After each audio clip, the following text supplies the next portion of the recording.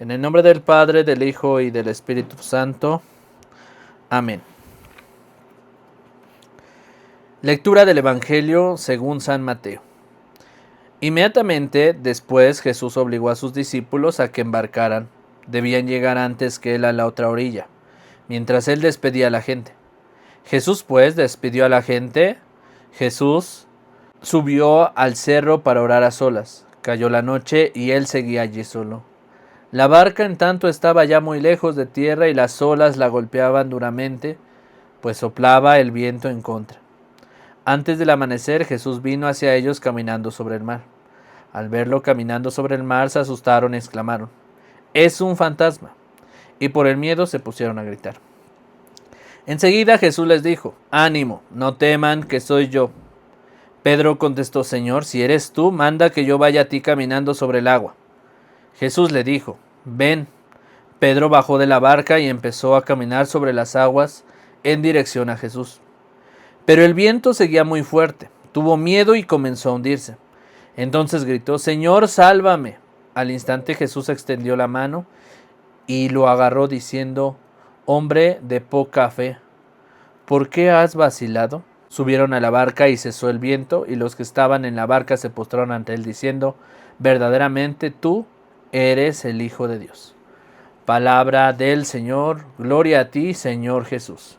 Señor Jesús, en este tema sobre las prácticas técnicas de los lectores, quiero pedirte especialmente por cada uno de los que participan en este curso, dales la gracia, la completa conciencia y sabiduría para conocer tu palabra y ponerla en práctica, para comunicar correctamente tu evangelio, tu palabra, y reafirmar en cada una de las partes de la palabra que verdaderamente tú eres el Hijo de Dios.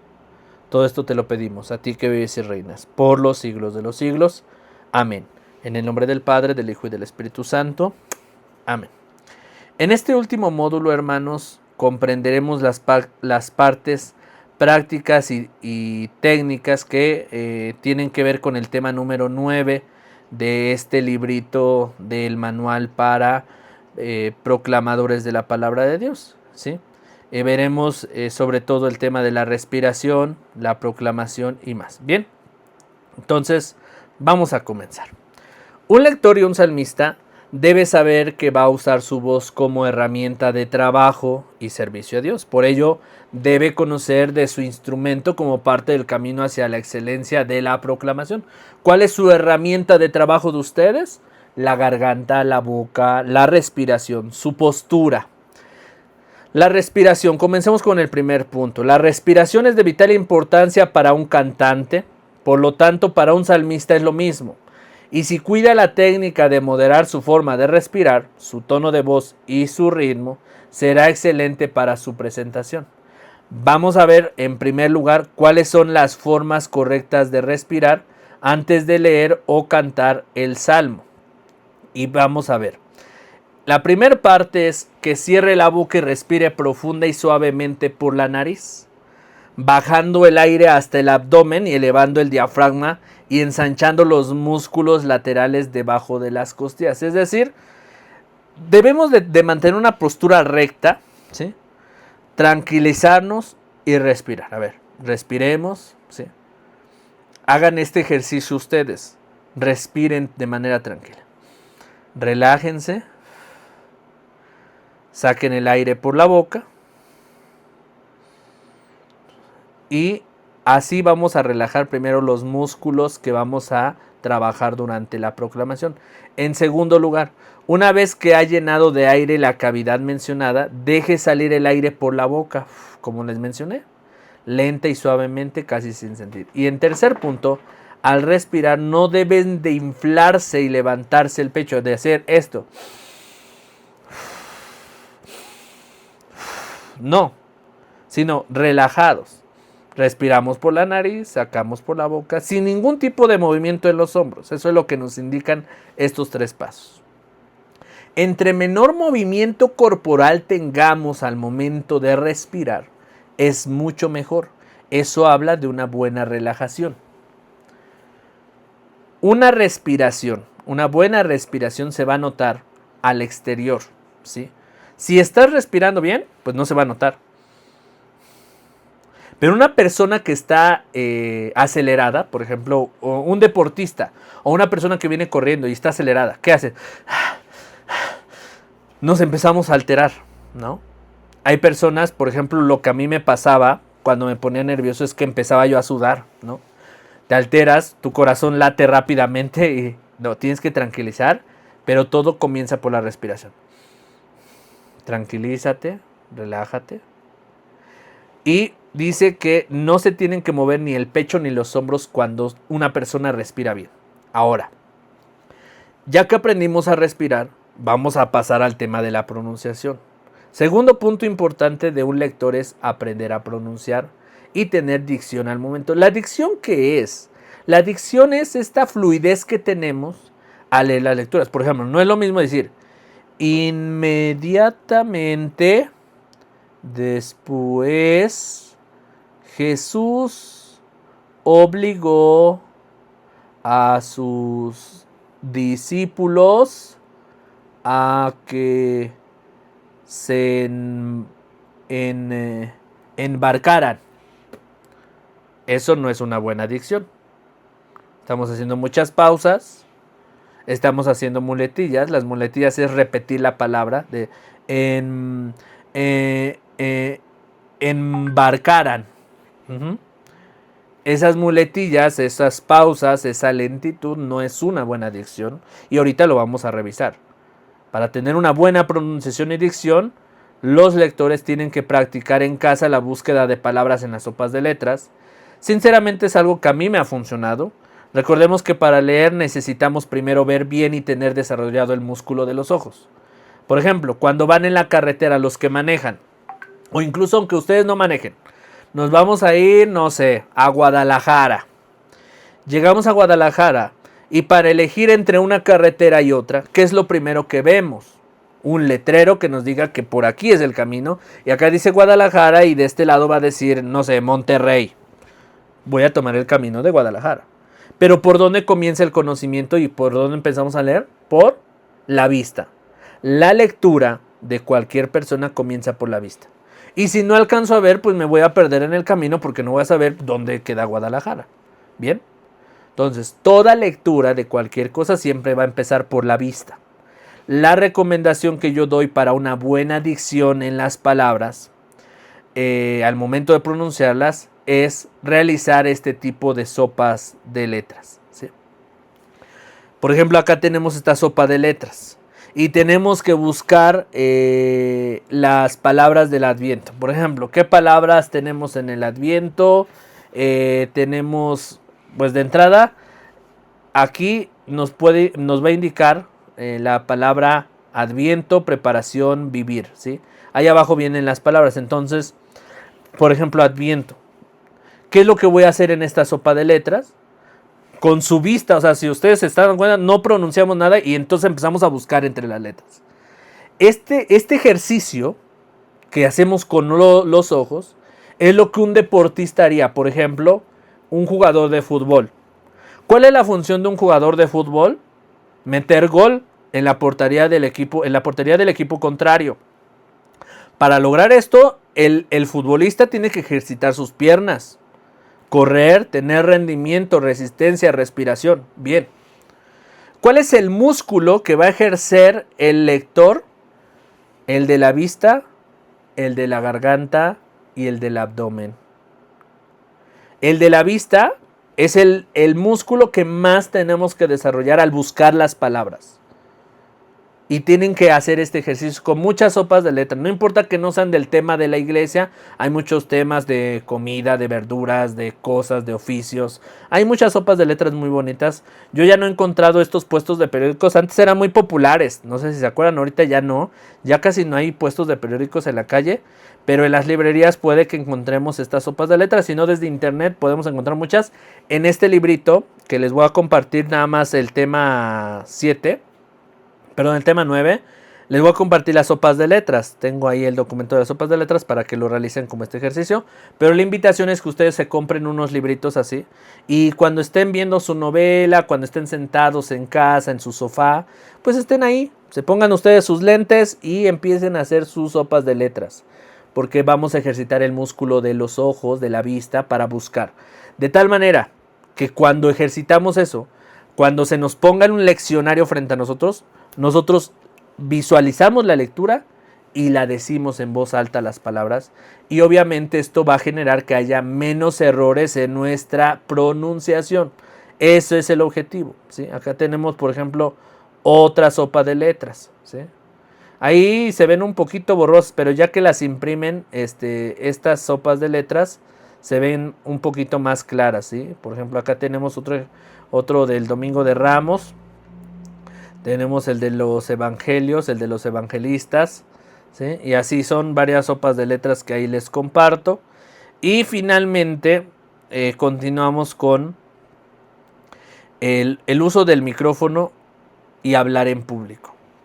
Otras dos cosas que le competen al lector y muy interesantes es el uso del micrófono, ¿sí? Vamos a comenzar por ¿qué recomendaciones doy para el buen uso del micrófono?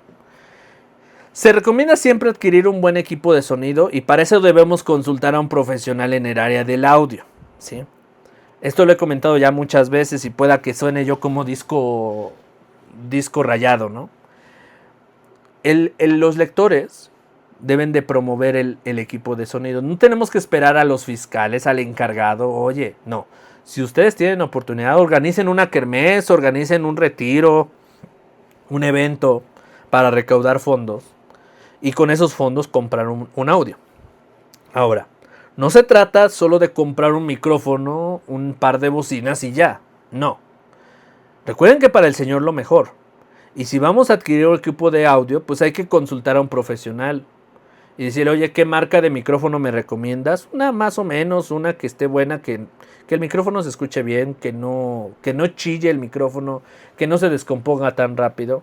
Y unas bocinas que no hagan tanto eco, sobre todo en los templos que a veces se escucha mucho el eco. Bueno, ya consultando al profesional nos dirá qué tipo de equipos. Pero bueno, estos equipos van arriba de los 10,000 pesos, 15,000 pesos en adelante, ¿sí? Por eso les digo, hay que programar organizar y la recaudación de estos fondos. Bien. Los lectores son los primeros que tienen que probar el audio, micrófono, que se escuche bien, la ecualización. Y a pesar de las circunstancias, aprenderemos a hacer un buen uso del micrófono. Dado que en algunos lugares a lo mejor no hay oportunidad de tener un buen audio, que sinceramente yo les voy a decir, en todos lados la gente está dispuesta a cooperar para lo mejor para el Señor. Entonces es cosa de que pongamos el proyecto y la gente va a poner el dinero. Entonces ustedes pongan el proyecto en Dios y van a ver que va a llegar personas que te van a decir, nosotros apoyamos para la compra del audio. Y no van a comprar cualquier audio, van a comprar un buen audio. Entonces en el reino de Dios, en la iglesia, hay muchas personas que de buen corazón hacen estas compras que ayudan a la comunidad. Bien, pero incluso dado caso, algunas circunstancias que pues, no se pueda tener un buen equipo, pues hay que adaptarnos a hacer un buen uso del micrófono. Eso no tiene que decir que no vamos a hacer un buen uso del micrófono. Ahora, primero que nada, debemos revisar que el micrófono esté en buenas condiciones y que se escuche. Esto siempre se tiene que hacer antes de la misa. ¿Y cuál es lo mejor? No hay que golpear el micrófono. Cuando agarramos el micrófono, nada de que, a ver, bueno, pum, pum, pum, pum, le pegamos. No, nunca deben golpear un micrófono. Es como si agarraras a tu hijo y le dieras golpes en la cabeza. La cabeza de tu hijo pues es el cerebro que piensa y que realiza por medio de su cerebro, surgen las ideas y hace las cosas, todos nosotros. Entonces imagínate, lo más funcional de un micrófono pues es la cabeza del micrófono. Es para lo que sirve el micrófono. Entonces tú agarras el micrófono y le das golpes en la cabeza, pues pobre micrófono. Por eso luego ya anda chillando el micrófono, ya no sirve, ya no se oye y nada más se escucha. O sea, ya no sirve el micrófono. Nunca le peguen a un micrófono. Sóplenle. Para probar un micrófono hay que soplarle. Entonces, probamos un micrófono y decimos, bueno, y soplamos. Cuando soplamos y se llega a escuchar en las bocinas es que el audio está regulado. Ahora, puede que de momento chille o se escuche muy fuerte, entonces hay que bajarle la ganancia de audio. Ya eso lo tendrá que hacer pues el experto en el audio, si no, nosotros tenemos que volvernos expertos porque cuando no esté funcionando tenemos que ir a ayudar, a auxiliar al que esté de encargado con los micrófonos. Bien, entonces ya que checamos las condiciones del micrófono, pues tenemos que ver si no se oye, cuál es el problema, el cable, la conexión, a lo mejor la cabina de sonido, por ahí a lo mejor se mojó, algo pasó, pero hay que revisar. O a lo mejor son las pilas, ven que hay micrófonos inalámbricos hoy en día, bueno, son las pilas del micrófono y hay que revisar. Bien, ya que hemos visto si hay algún tipo de problema, pues tenemos que revisar que se escuche bien, para comunicar correctamente el mensaje de Dios. Ahora, las condiciones del micrófono antes de cada celebración, ¿sí? Entonces es importante ver cómo está el micrófono antes. Ahora, practicar la lectura por lo menos media hora antes de la misa desde el micrófono. Una cosa es practicar la lectura en tu casa, que ya sabes que te tocó la primera lectura, el salmo, la aclamación. Entonces la practicas en casa. Pero llegando a la iglesia, llegando a la capilla, pasa al ambón, toma el micrófono y practícala. Lectura del profeta Isaías. Practícala en voz alta, con micrófono y pídele a alguien que te escuche.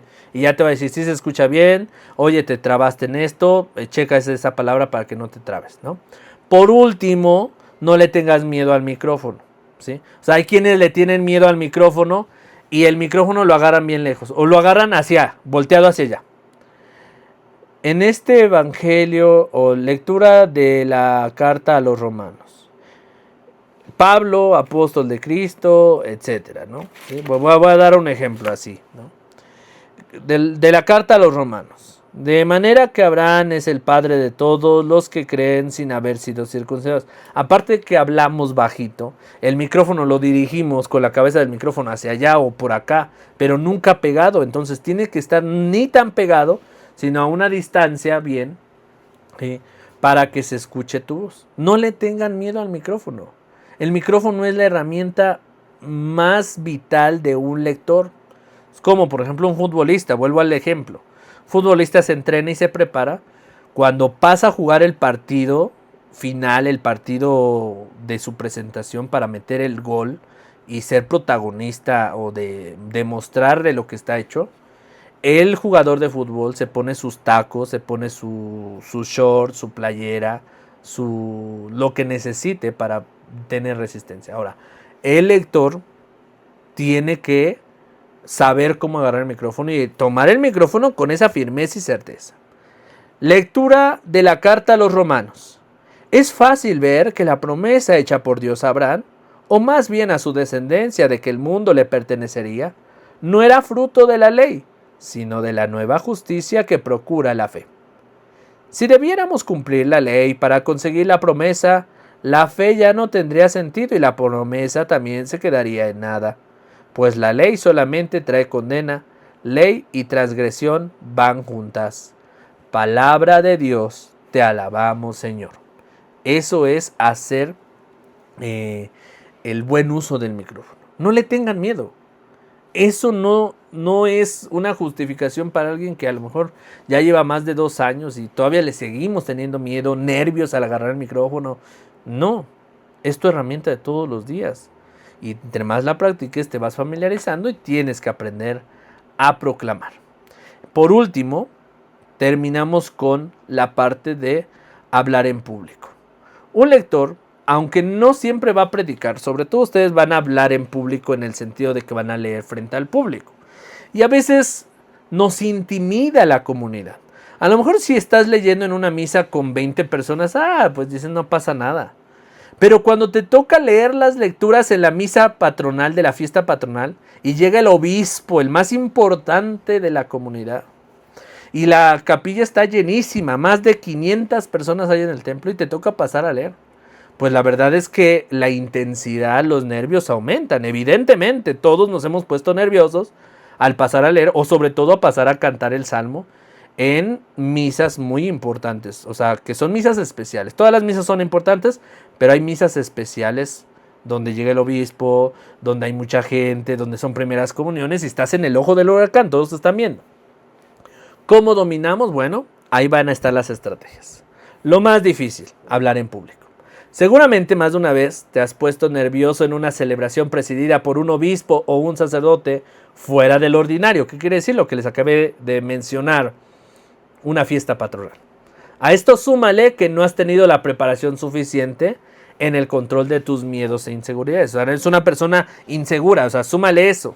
Lo primero que te voy a recomendar es que te relajes, como en el momento de la respiración, física, pero sobre todo mentalmente. Hay una película que a mí me gusta mucho, que es la película de Rayas. No sé si alguna vez la han visto, pero es una cebra que cree que es caballo, ¿sí? Porque siempre la educaron al lado de caballos y creció en una granja donde había caballos y creció al lado de las carreras de caballos y se cree caballo. Entonces cuando crece va a las carreras de caballos, pero en su primera experiencia escucha ruido, cómo se azotan los caballos y le da miedo, y cuando sale a correr pues se altera, es parte de su nerviosismo. Y la estrategia para evitar los nervios, las inseguridades, es tranquilizarte mentalmente. Por eso acá dice, lo primero que te recomiendo es que te relajes física, pero mentalmente. O sea, piensa en el objetivo de tu proclamación. A ver, yo quiero proclamar porque tengo el deseo de que más de una persona que está aquí nunca ha escuchado la palabra de Dios. Sobre todo en las fiestas patronales. Entonces, por esas personas que nunca han escuchado la palabra de Dios, hoy voy a decir algo. Y hoy voy a tener firmeza en la palabra de Dios. Entonces, ya recuerdas el motivo mentalmente. No tenses ni contraigas tu cuerpo. Relájalo. ¿Sí? Toma aire. ¿Sí? Toma aire. Como lo vimos, profundamente. Recuerda los pasos de la buena respiración. Cuando estés frente al ambón y al pueblo, controla tu cuerpo. Exígete y esfuérzate. Eso me encanta y eso quisiera yo que cuando tengan el documento lo subrayen. Exígete y esfuérzate. No es permitido, no es justificación decir, ay, es que no pude leer la lectura, ay, es que no sé qué dice, ay, es que me equivoqué, ay, es que me voy a equivocar. No.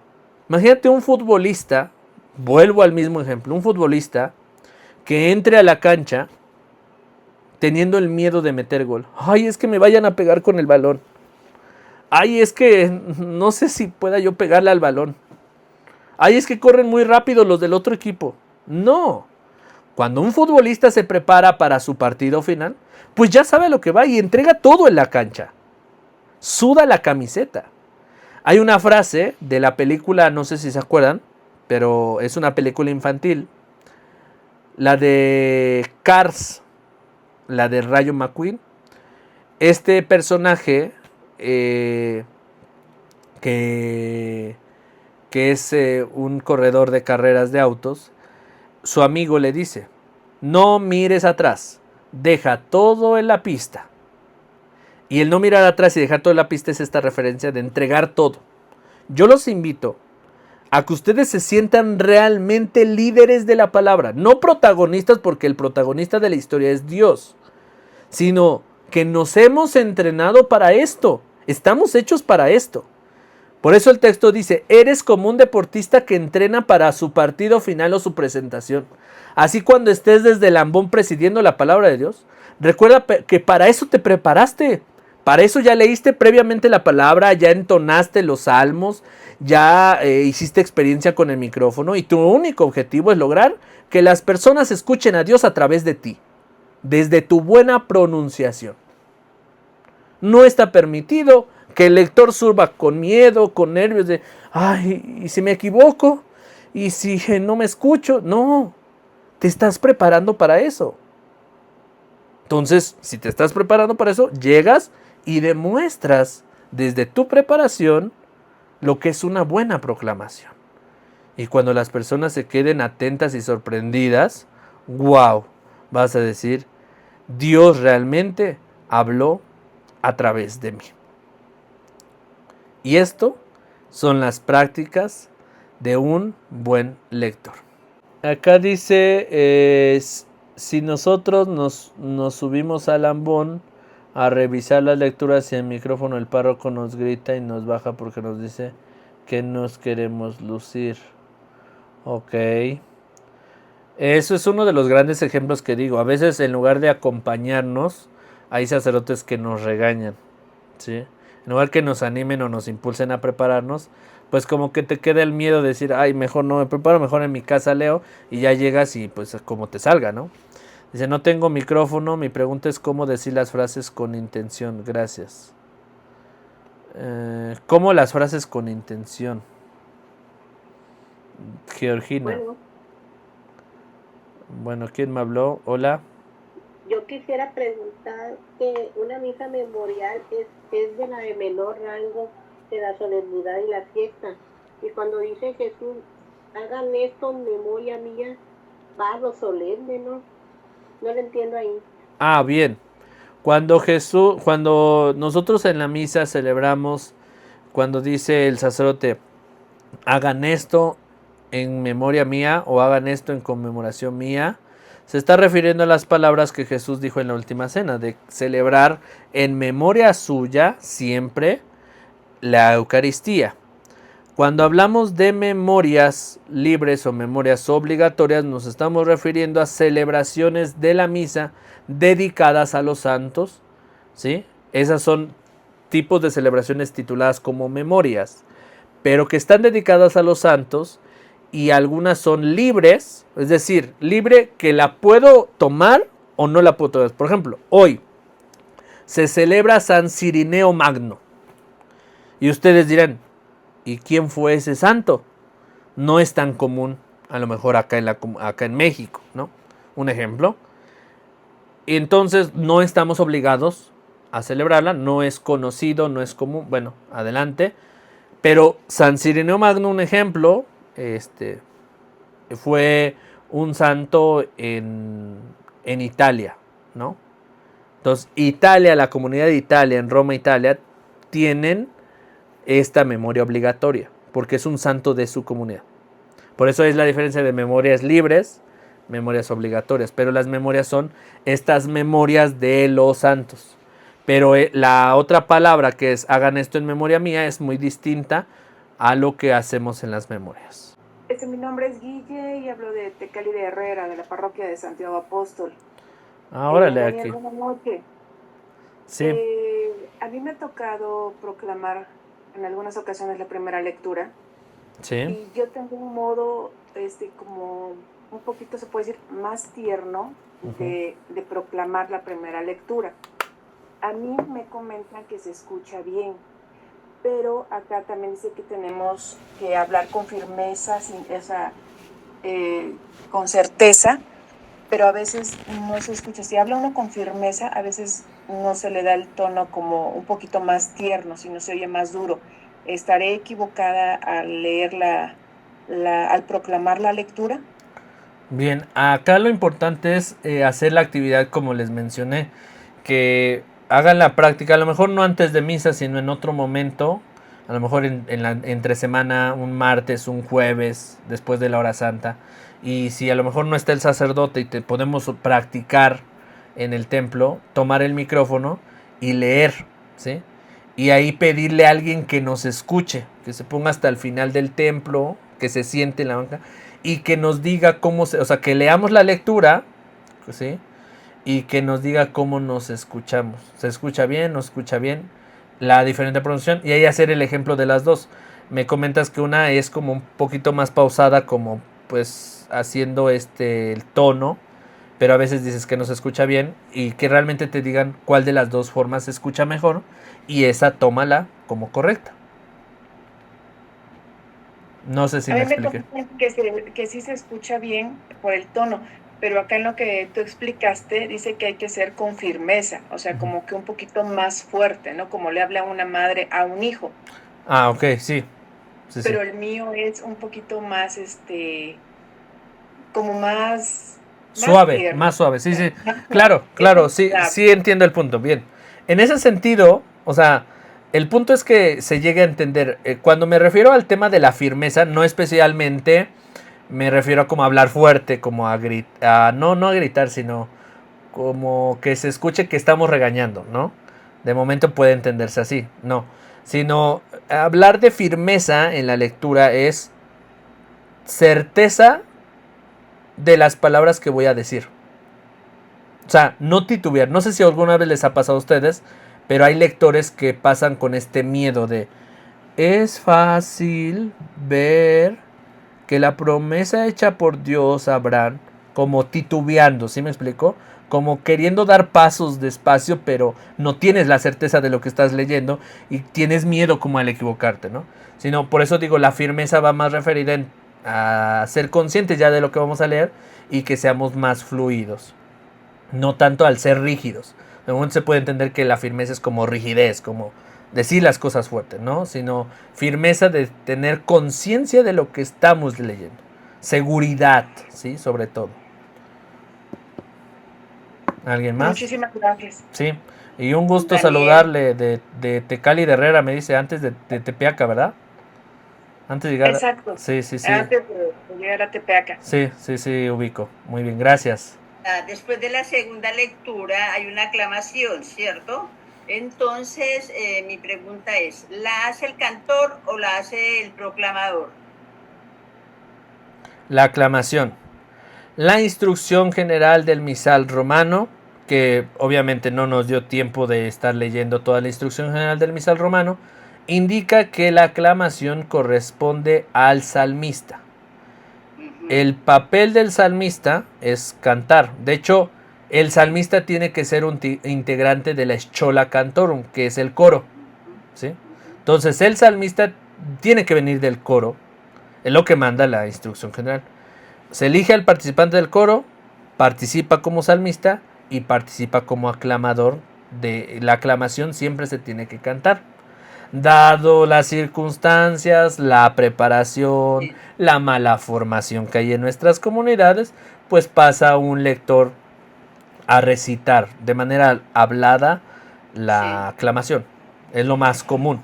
Pero vuelvo a repetir, según la rúbrica de la instrucción general del misal romano, pide que el salmista sea del coro y a su vez el salmista también cante la aclamación. De hecho, con el mismo tono, por ejemplo, el Señor es mi pastor, nada me faltará. Ese fue el salmo. Entonces, ya cuando llegamos a la aclamación, también con ese mismo tono va a decir el salmista la aclamación. El Señor es mi pastor. El Señor aquí está presente. A Él es mi alabanza. Aleluya. Y continúa el canto del aleluya. Aleluya, aleluya, aleluya, etcétera, ¿no? Entonces el salmista viene del coro y canta también la aclamación. ¿Bien? Bueno, muy amable y gracias. Yo quiero hacer un comentario y luego una pregunta. El comentario es acerca de, creo que la hermana se llama Guille, que comentaba sobre la lectura, de que ella lo hacía suavecito, algo así, ¿no? Y lo que comentaba usted, obviamente, porque sí, ahí difiero un poquito, porque en mi caso pienso que la lectura pues se proclama la palabra de Cristo y no es mi voz, no se trata de si lo voy a decir suave o fuerte o enojada, no se trata, como decía usted, de gritos, sino que somos el puente nosotros de transmitir el mensaje de Cristo.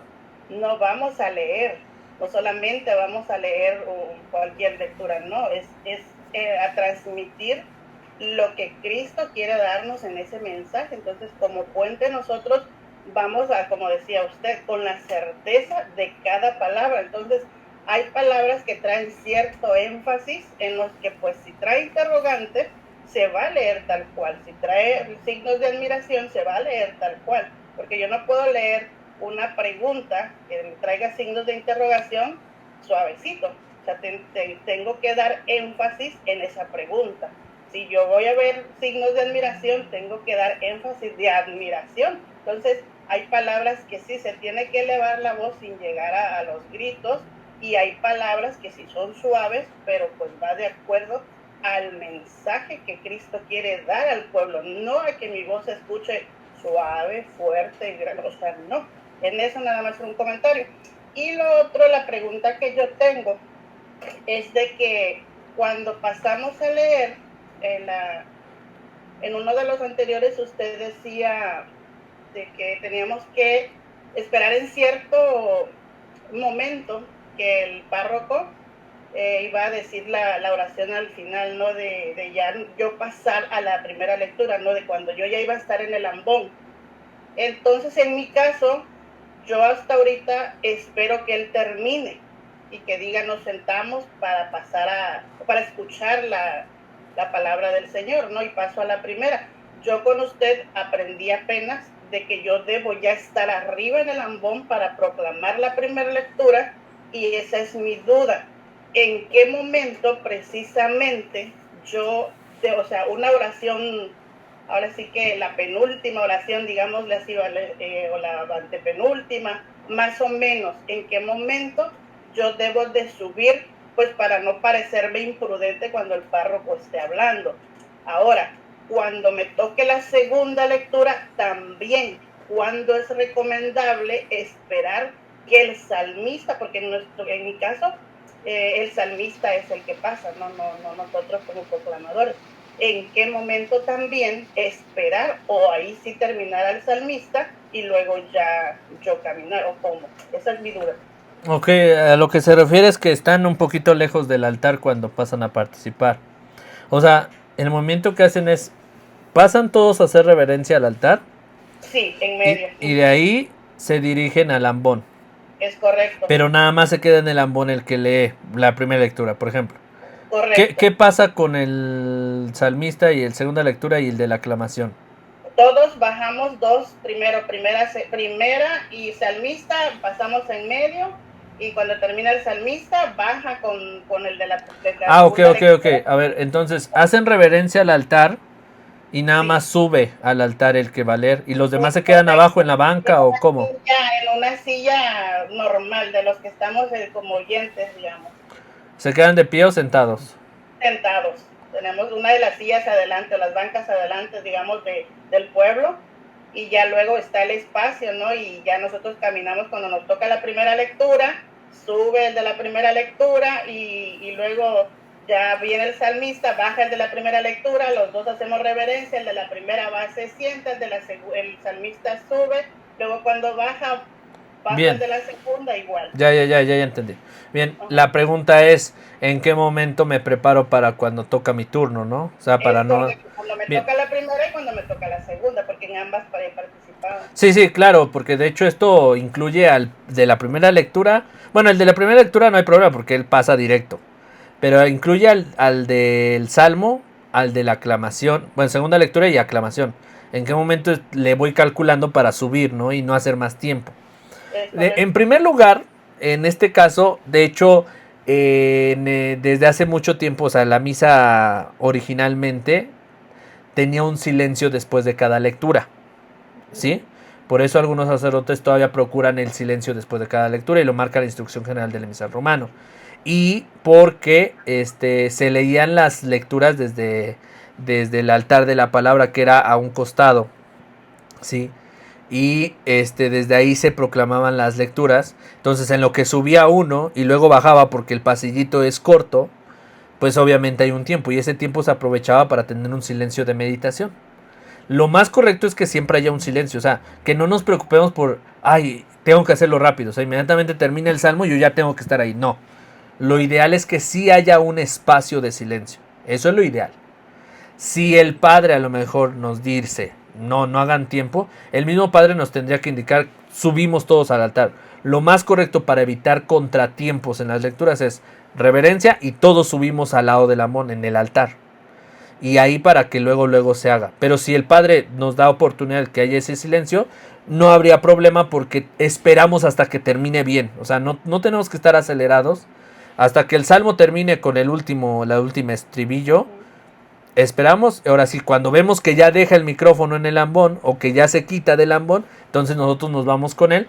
Y en algunos lugares, como este ejemplo que me da, baja el lector del ambón, del altar, y el otro lector que está abajo pasa y los dos vuelven a hacer reverencia. la primera lectura se va a su lugar y el otro sube a la moneda. Y si hay un espacio de tiempo, ¿sí? Sí, es que es así. Pero si quieren a lo mejor reducir el tema de tiempo y estar al pendiente cuando va a terminar, lo ideal es que no se queden abajo. Los lectores hacen reverencia y suben a un costado del amón en el altar.